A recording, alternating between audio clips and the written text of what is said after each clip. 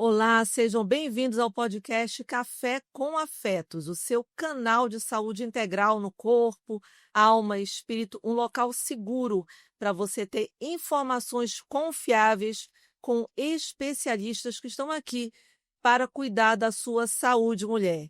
E nós estamos agora no Outubro Rosa, com episódios muito especiais. Se eu fosse você, eu não perderia, porque hoje o assunto vai ser muito importante. Eu sou doutora Carla Mazini, ginecologista, doutor Gilson Ribeiro, também ginecologista, está aqui conosco. E hoje temos convidados muito especiais, o doutor Reinaldo Fernandes, médico mastologista, e a doutora Radassa, médica dermatologista. E por que é tão importante a gente estar com esses profissionais hoje no Outubro Rosa? Tudo começa com um toque, não é? Toque na mama, o toque é uma questão de pele e nós vamos ter assuntos muito especiais. E quando falamos de Outubro Rosa, falamos de esperança. Esperança de mulheres que se redescobrem depois de um diagnóstico, a família se unindo em prol desse tratamento. E por isso que estamos aqui hoje falando desse aspecto tão importante na vida da mulher, porque depois de um diagnóstico difícil, a mulher vai ter que encarar um tratamento muitas vezes desgastante, longo. E estamos aqui hoje com um especialista, Dr. Reinaldo, que vai estar falando conosco sobre esse tema tão importante, que é a doença da mama, principalmente o câncer de mama, que é uma doença que tem afetado tanto a vida das mulheres, afeta sua autoestima, que muitas vezes tem que fazer cirurgias radicais e tudo mais, mas sempre há uma esperança de que tudo ainda pode ser melhor do que era antes. Doutor Reinaldo, seja bem-vindo, doutora Radassa também. Vamos começar nesse primeiro episódio com algumas perguntas muito importantes que o doutor Reinaldo vai estar respondendo aqui para a gente. E esse assunto, a seguir, também estaremos com a doutora Radassa compartilhando aqui. Doutor Reinaldo, o câncer de mama, ele continua sendo um dos tipos mais comuns, mais frequentes nas mulheres do mundo todo, né? No Brasil, assim, a estimativa é que cerca de 30% de todos os cânceres femininos na mulher.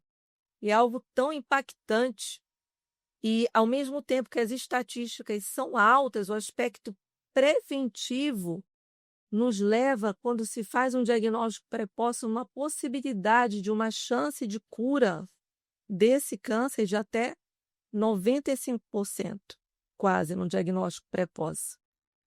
E diante desses números todos, a gente no Outubro Rosa, o que ainda parece que é tão difícil fazer com que as mulheres elas mantenham esse hábito da prevenção? O que continua sendo ainda o nosso desafio para derrubar essa dificuldade, derrubar esse mito?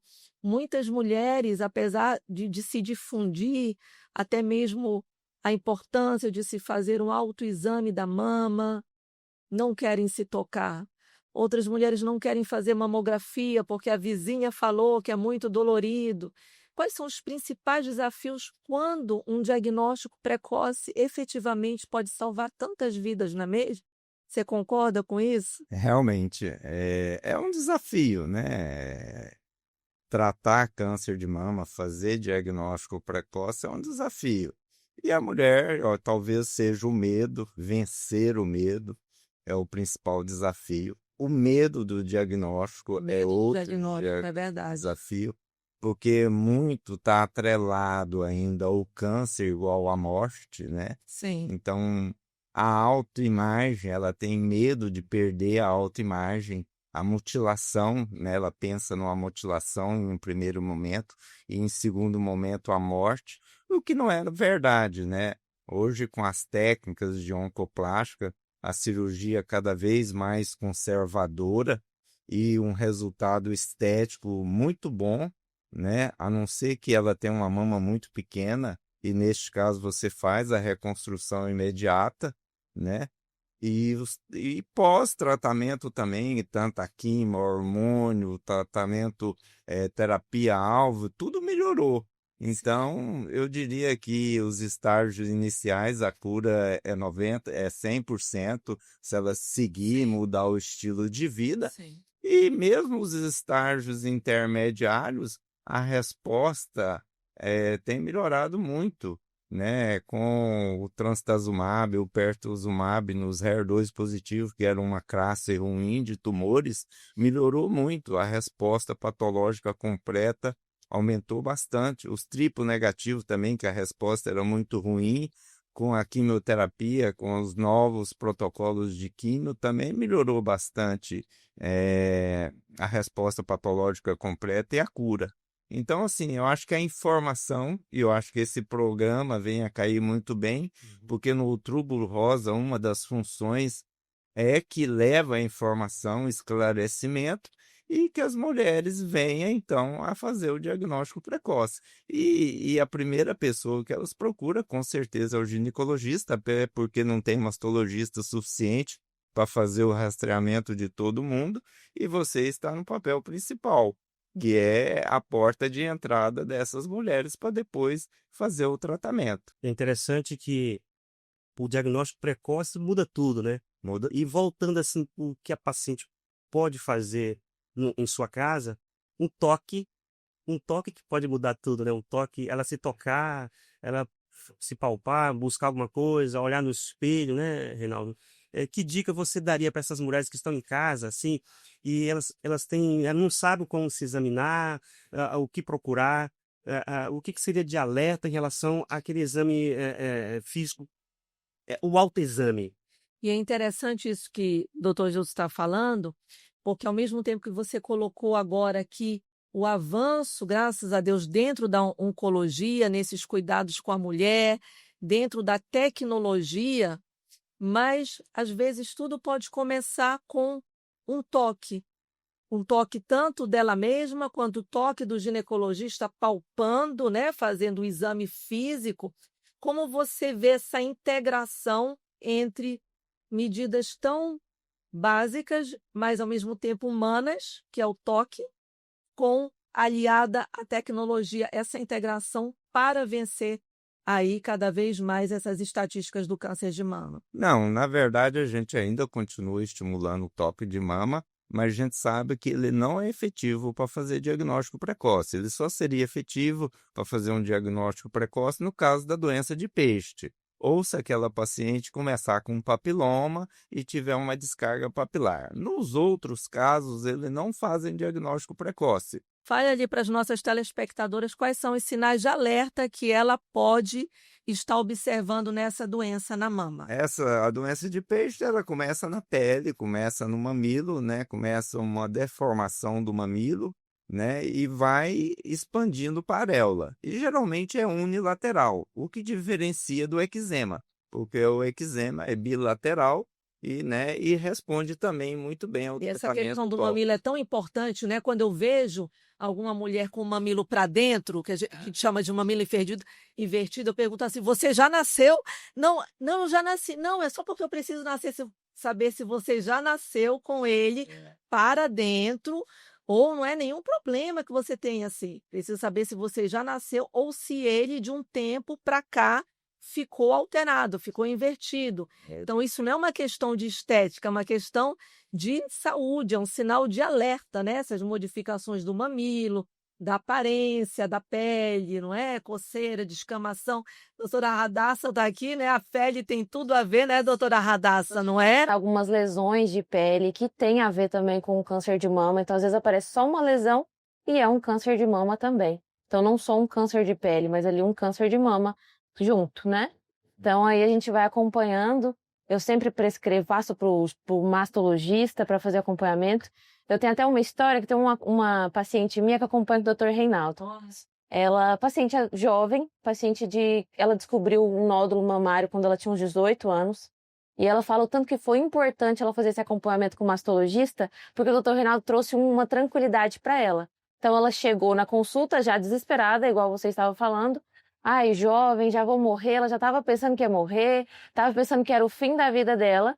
E ela, com a consulta com o mastologista, trouxe calma, trouxe um diagnóstico eficaz para ela, fez os exames com ultrassom de mama, trouxe ali que era só um nódulo, que fez o acompanhamento, faz acompanhamento até hoje. Então, uma paciente que está super tranquila, que foi uma paciente jovem, que viu uma deformidade na mama, que fez acompanhamento. Na época não era comigo em si, que eu estava só como estudante, mas eu Eu falei que poderia ser algo a mais e ela foi fazer o acompanhamento do Dr. Reinaldo e teve o diagnóstico e fez o acompanhamento.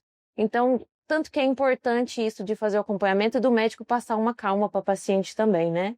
Isso é fundamental, a pele aí como sendo órgão aí do corpo humano, e apareceu uma coceirinha ali, apareceu uma descamação, apareceu uma vermelhidão. A gente não está dizendo que você está com câncer de mama, não é isso. Mas não é pensar que tudo é um fungo, que tudo é uma micose. Tem que procurar um médico para estar vendo do que é que se trata, não é? Não é tudo ir para pomadinha de corticoide, não é? É importante ter essa atenção especial também. E, como o senhor estava falando, a questão da tecnologia também associada a essa questão também mais humana de ver, né? De tocar, da pele.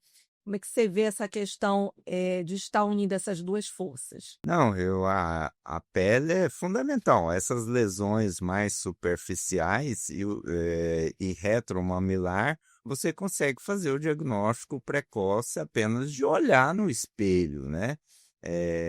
E o principal câncer e digamos assim, o de pior prognóstico, que é o inflamatório, o diagnóstico é pela pele. Começa pela pele. Começa pela pele, pelo linfedema da pele, pela hiperemia, e às vezes a pessoa Câncer mais grave, de Mais pior grave. prognóstico, começa pela pele. pela pele.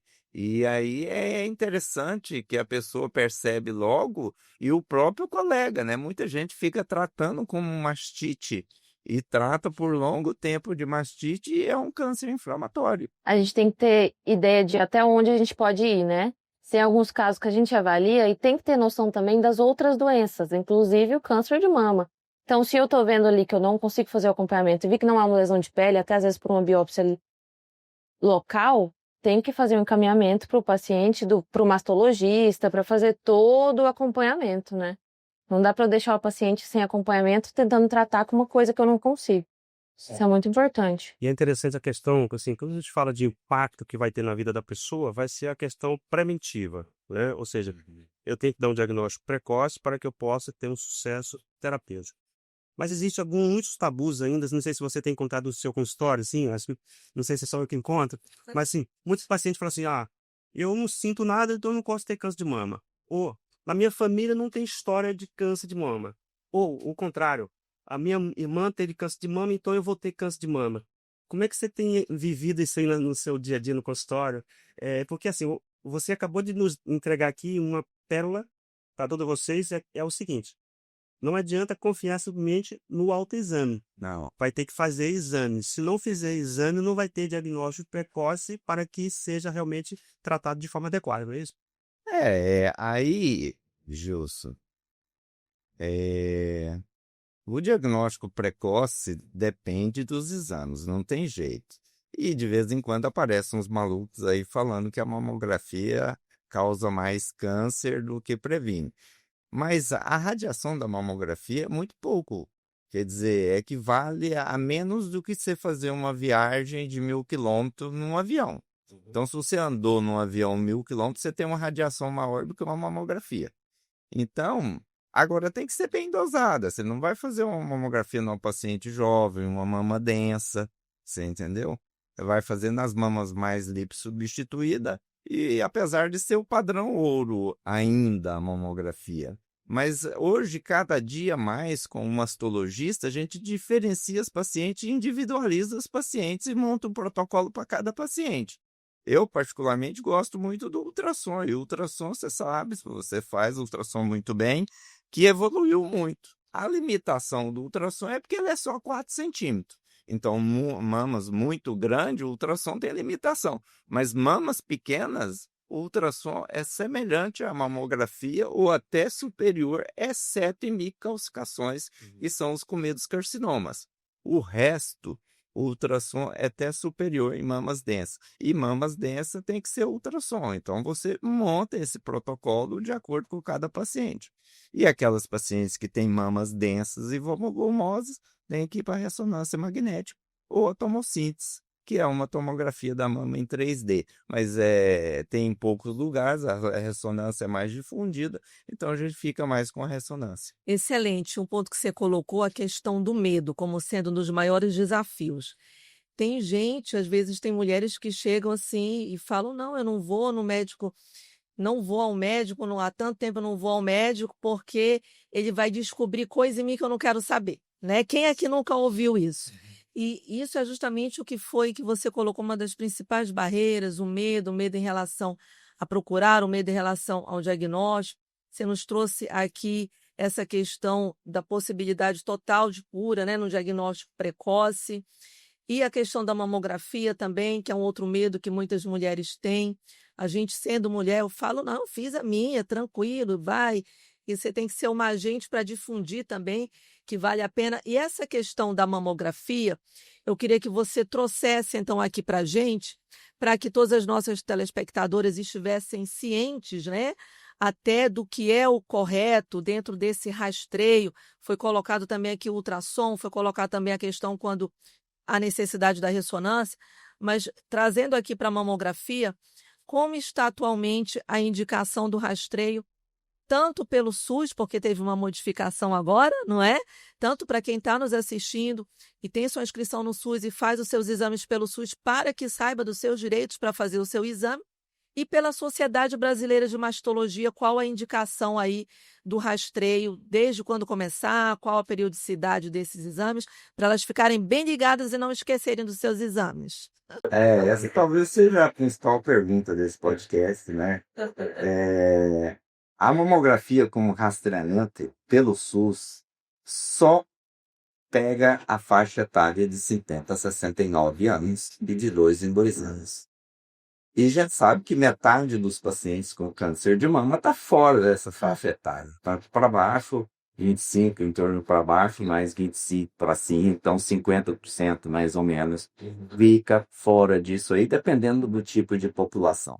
E o que é mais grave, onde a população é de mais baixo nível socioeconômico e IDH, mais precoce é o câncer de mama, certo? Mais precoce. Então, por exemplo, aqui no estado de Tocantins, nós fizemos um levantamento lá na época aí, tinha um índice maior de pacientes jovens do que a média do sul.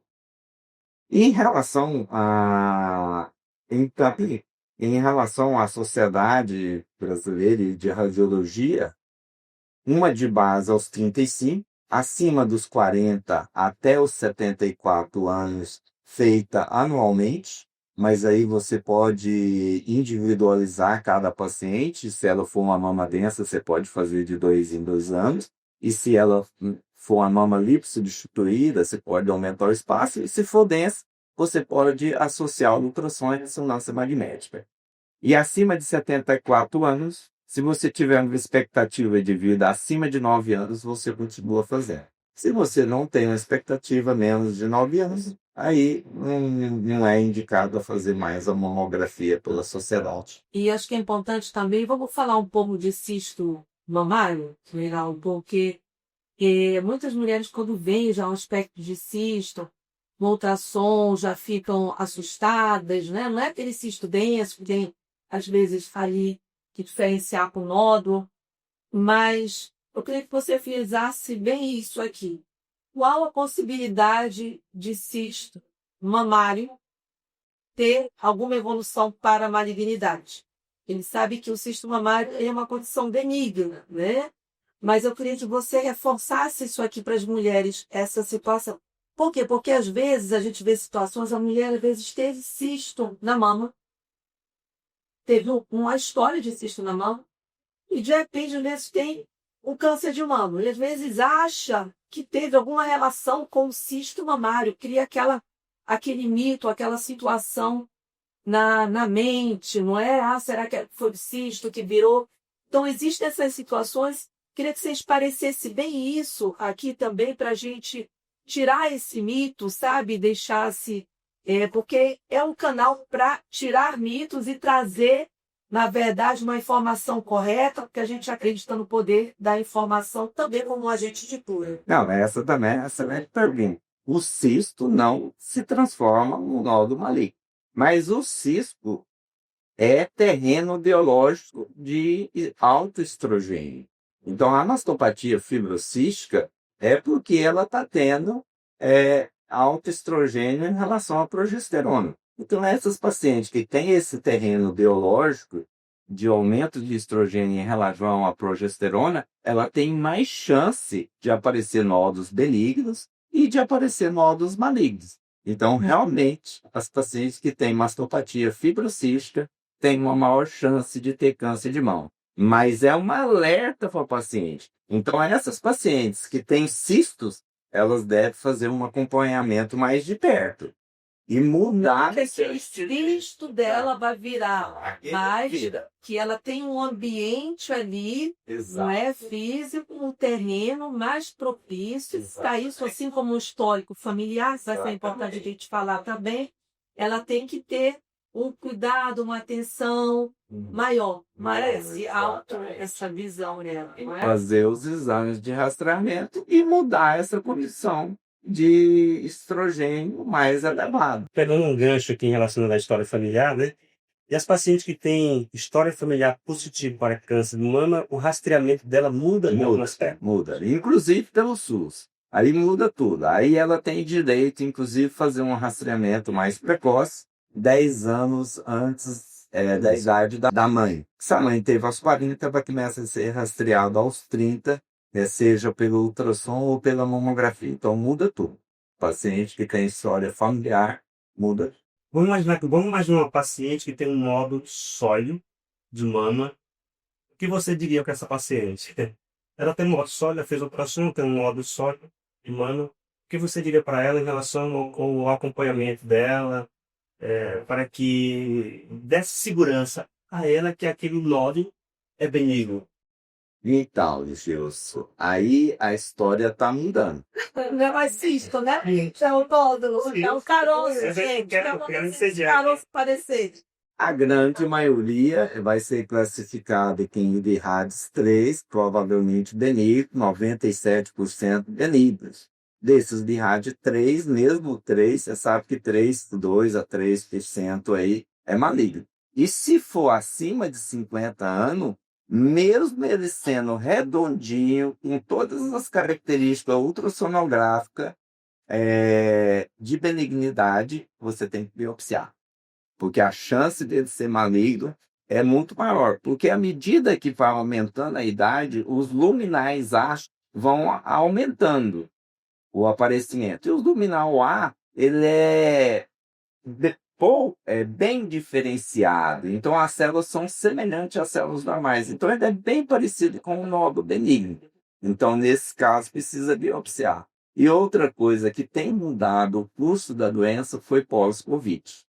O aceleramento de doenças que tinha atipias, atipia leve, a gente não dava muita importância. Então, vamos seguindo, vamos fazendo ultrassom de 6 a 6 meses. Agora a gente tem visto o seguinte, essas atipias no espaço aí de 2 anos, a gente pegou comprovado de 2 anos atipias.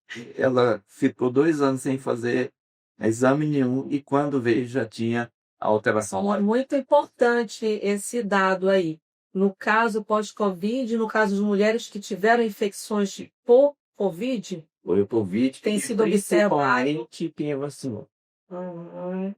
Até quem vacinou também, né? Quem vacinou. Acelera o processo da doença. Então tem que ter uma observação mais de perto. Observação mais de perto. Vai ter que fazer mais exames, vai ter que estar mais vezes no ginecologista ou no mastologista. Eu queria fazer uma pergunta também. E sobre hábito de vida, o senhor acha que influencia? É tudo. Hábito de vida é o que a gente chama hoje de nutrigenoma.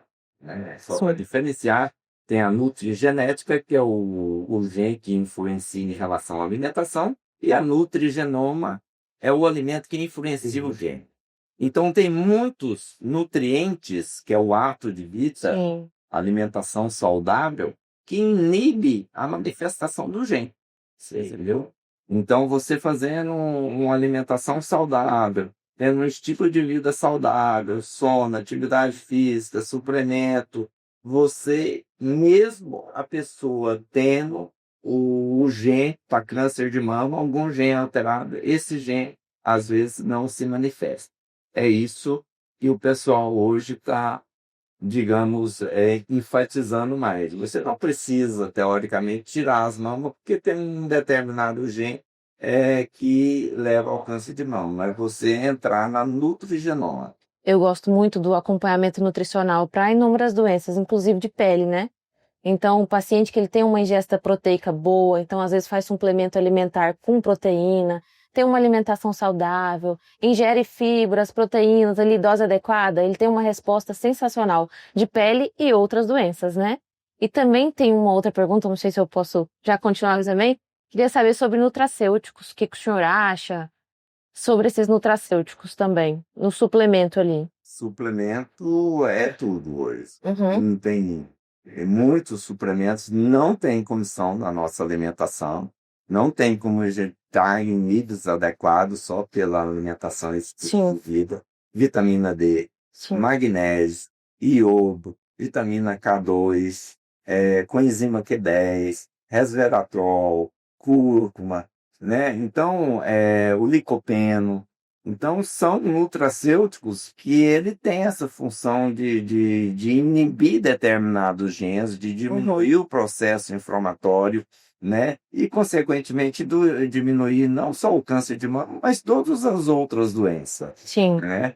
E a pele, a gente sabe, né? responde. É um mecanismo de eliminação de toxinas também, né? Então, se você está com a pele boa, é um diagnóstico e por dentro também está bem, né?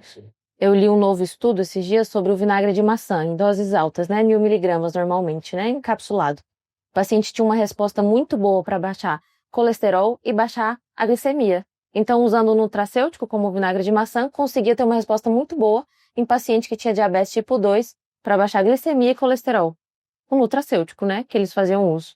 Isso, claro, que deve estar relacionado com inúmeras outras doenças também, né? E esse ponto que é tão importante que vocês tocaram, a gente sabe, inclusive, a obesidade não é uma questão estética, é uma questão de saúde, como sempre também, não é? Você, se você concorda com isso, um dos principais fatores também dentro desse ambiente, fator de risco para o câncer de mama.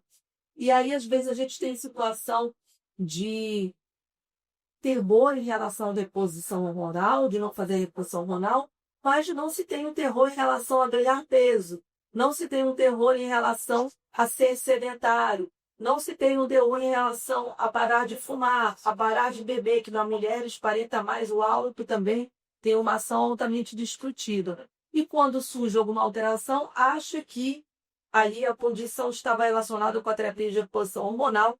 A gente sabe a importância e a racionalidade, né, de se fazer uma terapia de reposição hormonal em mulheres que precisam de hormônios, já que tem um aspecto ali positivo na prevenção de osteoporose, que, por mais incrível que pareça, é a principal causa de internação hospitalar das mulheres, não é o câncer de mama, é fratura por osteoporose, e tem ação preventiva na questão cognitiva da mulher, além da qualidade de vida, né? Porque hoje a maioria das mulheres passa aí um terço das suas vidas nessa condição de pós-menopausa.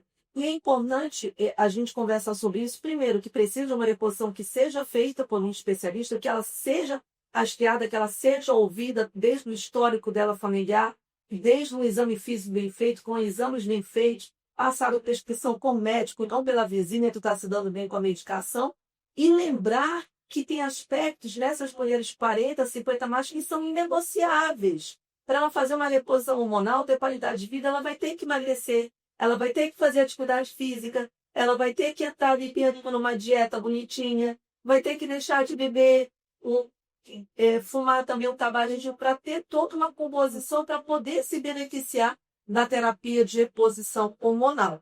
E o doutor Rinaldo sabe que eu sou a favor da terapia de reposição hormonal, e quando tem alguma situação que possa apresentar um risco, eu caminho para ele. Rinaldo, me dá um aval se eu tenho segurança para poder começar. E aí vem a cartinha dele e a gente começa. Mas como é importante também desmistificar essa questão da reposição hormonal, não é, Rinaldo?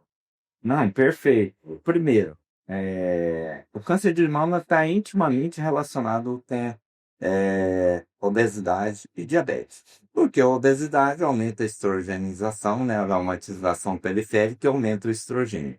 E o diabetes? Terça-feira, eu atendi 15 pacientes no ambulatório. Das 15 pacientes, 12 tinham diabetes. Ou seja, está intimamente relacionado. Hoje, de novo, atingir 12, 10 tinha diabetes, né? Então, está intimamente relacionado. E depois, se não tem o diabetes, depois de ter o câncer e fazer a quimioterapia, ela desenvolve o diabetes.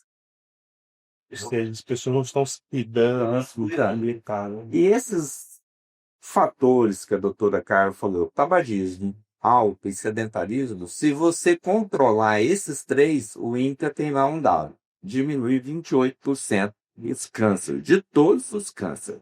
28%, só esses três, que são os fatores modificados. E a questão da reposição hormonal é aquele trabalho que foi feito com o Permalin, o estrogênio que era eclipse, né? E aí aumentou o índice de câncer de mama. Mas já sabe que a terapia bioidêntica, ela protege o câncer de mama. E estão fazendo tratamento de câncer de mama com altas doses de testosterona e anastrozol. Então, a testosterona, ela é anticâncer. Uau! Anticâncer. É a Excelente. testosterona. Então, a testosterona tem que repor. Não tem inverso. Tem que repor testosterona na mulher, né? E é fundamental para ela. E a progesterona também. A gente sabe que a progesterona é a primeira que cai. Então, paciente com 30 e poucos anos, você tem que fazer reposição de progesterona. Você entendeu? E a bioidêntica não tem problema nenhum. Maravilha! Esse post foi sensacional agora aqui. Em relação à testosterona, os maridos ficaram animados. Eu acredito nisso. Olha, por nós a gente continuaria mais aqui. Esse episódio foi sensacional. Nós vamos continuar no próximo episódio do Outubro Rosa com a doutora Radassa. Não saia daí. Fique nessa expectativa. Doutor Reinaldo, eu queria que você trouxesse uma mensagem assim, final, para essas mulheres que estão nos escutando e que vão estar enviando, inclusive, comentários. Elas vão estar fazendo perguntas, podem ficar à vontade. Você pode estar acessando e enviando os comentários que vão ser respondidos também. Envie uma mensagem ali para as nossas telespectadoras. Não, as pacientes, o Outubro Rosa foi criado para conscientização dessas mulheres, levar a informação, desmistificar e que elas vençam esses desafios do medo, né? Principalmente medo do câncer, medo de fazer o diagnóstico, e elas têm que buscar essas informações e se apoderar, né, da autoimagem, da autoconfiança, se doar para elas mesmas. O que acontece? As mulheres às vezes se preocupam muito mais com os filhos, com os maridos, do que elas mesmas. Então elas têm que valorizar a autovalorização, têm que ter autocompaixão com elas mesmas, elas que são a joia, né? Então elas precisam ser lapidadas, precisam ser valorizadas, e nesse sentido fazer a prevenção não só do corpo, mas da alma, da mente, do espírito, ter esse conjunto integralizado, né? E se autovalorizar, né? E fazer a preventiva, porque a valorização da vida é muito importante, né? E elas precisam, os filhos precisam delas vivas, com saúde. Então, elas cuidando delas, elas vão ter mais tempo para cuidar dos filhos. Que mensagem importante. Então, você aí que ouviu, passa a seguir para outras pessoas, cuide da sua saúde. Estamos aqui para ajudar vocês, nós aqui, doutora Carla, doutor Gilson, doutor Reinaldo, doutora Radassa, para ajudar vocês a terem mais saúde e viver com mais qualidade de vida. Não perca o próximo episódio do nosso podcast Outubro Rosa Especial. Vamos continuar aqui com os nossos convidados. E é uma questão de pele muito especial para você.